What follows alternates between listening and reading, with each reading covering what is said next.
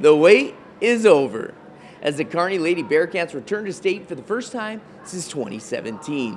Hey there, sports fans. Darren Wimber here from Pinnacle Bank Arena for day one of the NSAA Girls State Basketball Tournament. We have tons of coverage to get to, and what better place to start than Class A. Two-seeded Kearney Lady Bearcats searching for their first tournament win since 2008, taking on Lincoln Southwest, a team they split with in the regular season. Opening quarter, Kearney trailing, but turning on some defense into offense as Augusta Gans, with the steal, passes it up ahead to Addie Snyder, who lays it in for the deuce. But the Silverhawks were on fire from deep as they built an early 9-point lead. But Kearney junior Augusta Gans cuts into that deficit as she goes into the lane, spinning and winning for the easy bunny. And then right before the half, off the miss is Gans once again beating the buzzer with the offensive rebound. She'd finish with 13. Second half, Katie Irons from the top of the key for three. Good. However, Kearney has built their team on defense, and they would get back into that as Snyder with the steal finds Libby Province for 2 of her 15 points. And then under a minute to play, Kearney up by 1, but Irons gets across the lane as the junior poured in 22 points. But Kearney's got that girl, Libby Province, who came up huge on the defensive end, 2 clutch steals, and she would knock home the free throws as Kearney wins their first state tournament game since 2008, 55-51. Coach Danielson, sound up. A hell of a game. You get down to the state tournament, you want a game like this. Girls were super tough, fought for 4 quarters. We changed some things up at halftime, but ultimately they're tough and grit. Really won today. The entire game I was feeding off of it. It helps to have a great crowd, so gets the energy going, gets us going. It's awesome to have some good Kearney fans. The 8-seeded Loomis Wolves, winners of 5 of their last 6, and playing some of the best basketball they've played all season, are taking on the top seed Dundee County Stratton, who beat the Wolves earlier this year by 34. But it was Loomis that looked like the 1 seed, breaking the press, and Addison Perry finishes it off with the left hand to give Loomis the early lead. But DCS responds as Abby Spargo gets her own rebound and lays it in for 2. Wolves, though, they weren't intimidated at all as Sophia Schemper hits the turnaround J for 2 of her game-high 16 points. Both teams, though, they struggled shooting, but Ava Lutz buries the only triple the Tigers would knock down, but she'd trail heading into the break. Second half, Loomis came out strong. Schemper for 3, good, and that capped off a 9-0 run. But here comes the Tigers, who are 25-1 for a reason. Spargo lays it in off the steal. Fourth quarter now, back and forth affair. Perry lays it in for 2 of her 11 points. And then check out the sophomore, Camry Anderson. Loomis trailing by 2. She knocks home her only bucket of the game, and it's a 3-ball to give Loomis the 36-35 lead.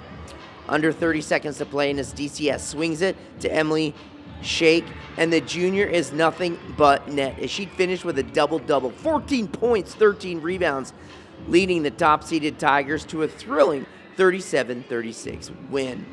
I think we just had to fight back. Everyone was like, we have a job. We got to play really good defense, do what we can on offense. I know Abby got a bunch of steals and layups late. That was super hype, and it was just like really fun getting to see us all play our hardest. We knew we had to do our jobs, and we just went and did it. Staying in D2, 4-5 matchup is Silver Lake taking on Archangels Catholic. And this one was all gas, no breaks early on for the Mustangs. McKenna Carr drives right down Main Street and banks it in for 2 of her 13 points. Mustangs up 2, and they swing it. Libby Socek, who buries the baseline jumper. And then under 2 to play in the first half, and Sophie Schmidt from way downtown to give Silver Lake the commanding 26-19 lead. But this was a tale of 2 halves. In the second half, the defenders came out on fire, knocking down the bucket there, and then off the steal, Ava Clausen drives, gets stopped, but makes the extra pass to Whitney Wagner, who had herself a game. 21 points on 9 of 10 shooting as Archangels Catholic outscores Silver Lake 36-7 and cruises to the 55-33 win. Well, I've got you covered here at the bank, but let's send things over to Bob Devaney Sports Center, where the second member of our team has you covered. Randy, take it away. Thanks, Darren. From our neck of the woods here in Devaney, Hastings St. Cecilia was looking for their 4th title in a decade. But before we get there, we'll start with the Centuria highlights. Here's your Class C2 bracket. Number 8 seed Centuria Centurions with a 24-3 record versus the 2023 C2 champs, top seed Pender Pendragons, who are 25-2. The underdogs started fast. Centuria began with a 5-0 run, capped by an Ella Rasmussen's 3. Jason Dolver's squad is a top seed for a reason. They're looking for a 4th straight title. They won in C2 in 2023 and 2 in D1 the past 2 years. Junior Kennedy Davis has anchored Coach Brown's defense all season. She had block after block after block in the first half, keeping the score close even when the Centurions' offense wasn't humming. However, she was late on this closeout on the Dragons' 3. Pender took a 5-point lead in the half, 18-13. We take you to the 4th. 28-26, Pender.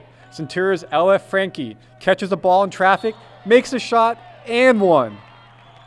However, it wasn't enough, as the Pendragons' 3-point shooting and stifling defense helped them advance to the last 4 in Class C2 with a 42-31 win over Centuria. The quest for a four-peat lives on.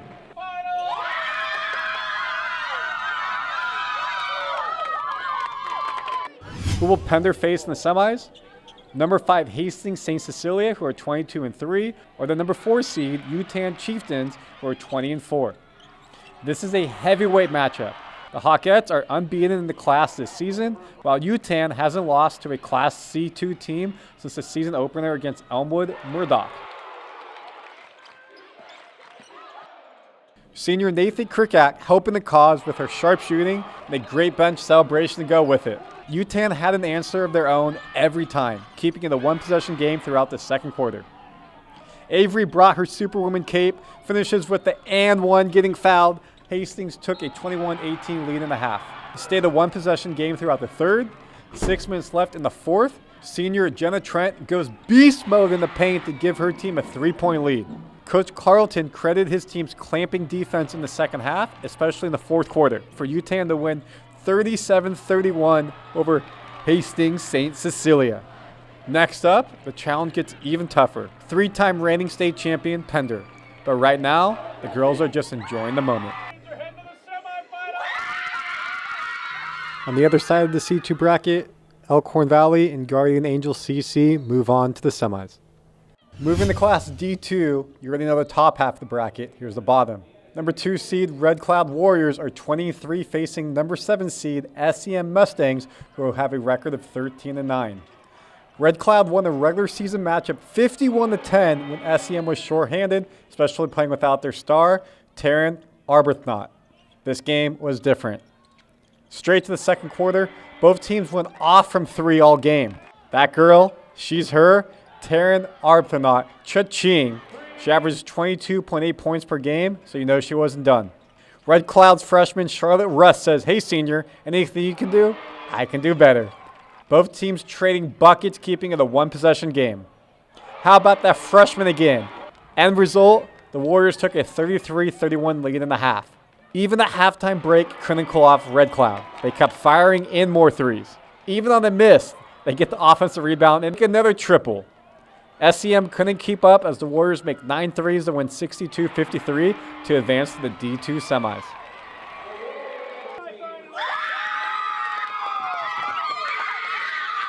Yeah, what a big win for us right there. We battled. We had to make some adjustments at halftime to be able to get the inside part of their game shut down, and I thought we did a good job in the 2-3 and then rotating and doubling down. We got it going there in the second half for us and opened things up. Who would Red Cloud play? It's the final game at the Vanny, and it was fireworks. We take you to the last shot of the game. Why not? Yes, it goes in. However, didn't leave the hand on time. Per NSAA, any state championship game, we can go to instant replay. They did. It did not. FCSH is still alive. However, in overtime, Why Not regroups, and they take the victory, meaning it's Red Cloud versus Why Not in the semifinals for D2. Reporting from Lincoln, I'm Randy Silver.